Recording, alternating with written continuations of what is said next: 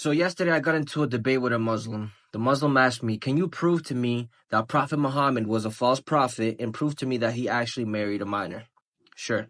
Here's the funny thing about it. Aisha was the favorite of Prophet Muhammad's wives. He married her when she was 6 to 7 years old and consummated the marriage when she was 9. Want me to prove it to you? Here we go. So the Quran isn't fully detailed how Muslims claim it to be. So they resort into something called the Hadith to confirm a lot of the stuff that's written in the Quran. Hear me out real quick.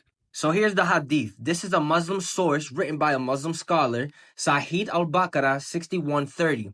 This is what Aisha stated. I used to play with the dolls in the presence of the Prophet, and my girlfriends also used to play with me. When Allah's apostle used to enter my dwelling place, they used to hide themselves, but the Prophet will call them to join and play with me. The playing with the dolls in similar images forbidden, but it was allowed for Aisha at that time as she was a little girl, not yet reached the age of puberty. This was a Muslim source written by a Muslim scholar confirming what's in the Quran. If you believe this and follow this man, you need some serious help. Did you know that the claim about Aisha's age at marriage might have been fabricated for political and sectarian motives? Let's break this down with evidence from an Oxford study. The claim that Aisha was 6 at betrothal and 9 at consummation comes from a hadith attributed to her. But according to Oxford scholar Joshua Little, this report is a historical fabrication created over 100 years after the events it claims to describe. Little's research shows the report was fabricated by a narrator named Hisham ibn Urwa after he relocated to Iraq in the 8th century, almost 1,000 miles away from Medina where these events supposedly took place. This suggests the claims about Aisha's young age didn't originate in Medina, but was created later for political and sectarian purposes. So the question is, why was this fabrication created?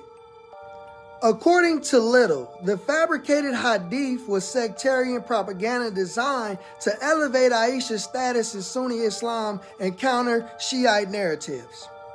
Aisha, as the daughter of Abu Bakr and wife of the Prophet, was a central figure for Sunni Muslims. Stressing her youth was a way to highlight her purity and imply her closeness to the Prophet from a very young age, enhancing her prestige in sectarian rivalries.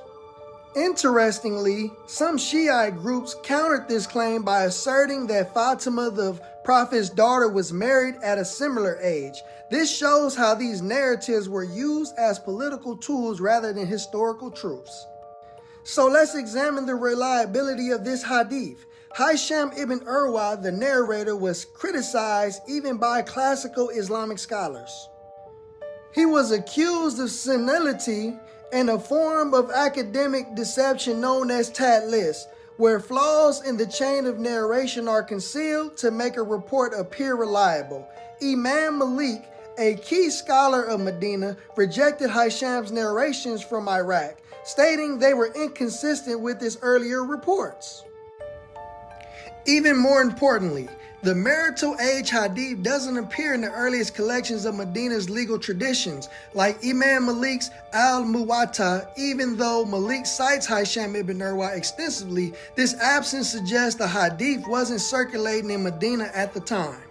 Little's findings align with broader historical critical scholarship which questions the reliability of hadiths in general.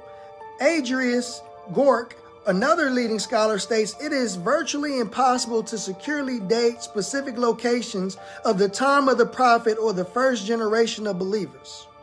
Even the classical Islamic sources admit that many hadiths were influenced by cultural, political, or sectarian agendas rather than being accurate reports of historical events.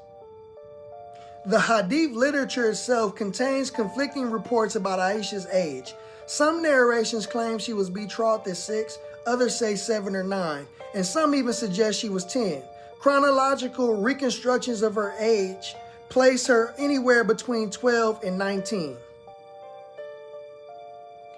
These contradictions reinforce skepticism about the accuracy of the claim that she was married as a child. It is also important to consider the cultural context. In pre-modern societies, ages were often symbolic rather than precise. For instance, the prophet is said to have been 40 when he received revelation because 40 symbolized maturity. Similarly, Aisha's youth was likely exaggerated to emphasize her purity. This doesn't make the claim historical fact. Instead, it reflects cultural values of the time where purity and virginity were highly prized. The Oxford study reveals that the claim about Aisha's young age was likely fabricated for political and sectarian reasons, long after the prophet's time. It's not a historical fact, but rather a tool used to serve specific agendas. For Muslims and non-Muslims alike, it's crucial to approach such claims critically. Let's base our understanding on evidence and not propaganda. If you missed part 1, go watch it for more historical context. Follow for more discussions debunking false claims with scholarly evidence. Peace and assalamu alaikum.